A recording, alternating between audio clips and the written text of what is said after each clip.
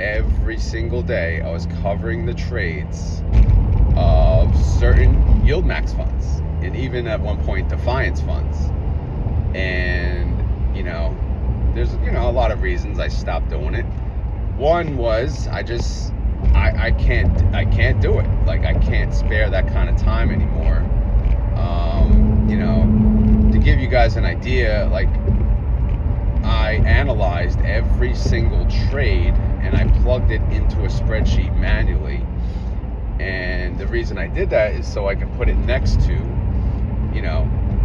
either on a new line, or if they closed a trade or a partial trade, I would have to plug that in myself manually. Because again, I don't know, maybe AI knows how to do that, but it's pretty hard for them to probably figure that out, I'm guessing.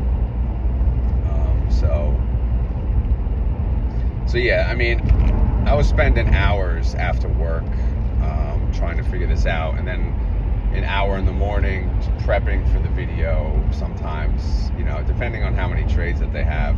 Because as you've seen over the years, I used to cover like 3-4 funds even, and I dropped it down to 1, and then even 1 was too much because obviously these are very active funds.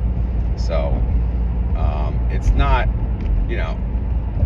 because I feel differently about the fund or the company, whatnot. It's just because I don't have the time or resources to manage it anymore.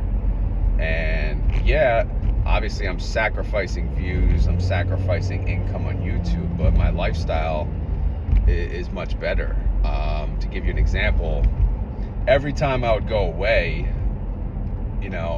I would never miss a video, so I'd have to, go out to a car or go, hide somewhere, and I don't know, it kind of inconvenienced the whole thing. But now, like the last time we went away, I was like, you know what, I'm not doing any videos, I don't even care. But it doesn't help that we have a dog now either. But so not doing the daily videos, it kind of gives me that a little relief that I'm not like, it was a part-time job. It was a part-time job, and I treat it that way, and it still is, right? It still is. I'm just not covering what I used to. It's plain and simple. I still cover YieldMax, by the way. I know a lot of people have been asking me, where'd you go, Rod? What, you don't cover YieldMax? I'm like, yeah, I do. Because the other problem, again, that first problem is people were selling out of the funds and they hate the funds. Obviously, there's still many investors that are diehards and they still love the funds. But I'm just saying, a lot of people did sell out of them. Number 2 is I stopped covering them in detail. And, people were pissed off about that. Understood. And number 3 is I kind of changed the way I cover YouTube in general, or post YouTube in general, and that's I go live. So I go live in the mornings almost every day now instead of doing a pre-recorded video. Now the beauty of doing a pre-recorded video is you can set it as a premiere in advance, and YouTube typically does treat those well. They'll add them to the pretty algorithm, and they also become easily accessible when people click on your channel and they go under videos, right?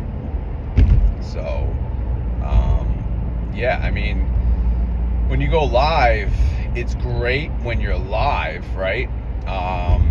At that time, but after the live is posted, it's kind of a forgotten thing. If you think about it, when you go to someone's YouTube channel and you click on them, do you click videos or do you click live? You click videos, all right? Let's be real. No one's clicking live because the reason is you're thinking the live videos are more relevant, to something in the past, right? It's not going to be, we'll call it evergreen content.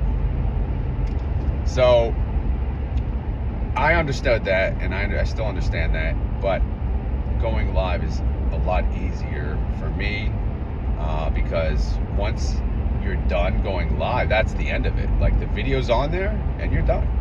But when you pre-record, you have to take the hour to record the video, and then you got to post it, do this and that and the other thing, right?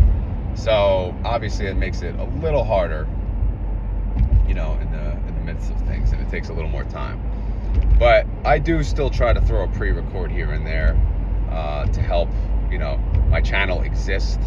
But the lives, you know, yeah, they're not as popular as the pre-recorded always has been. So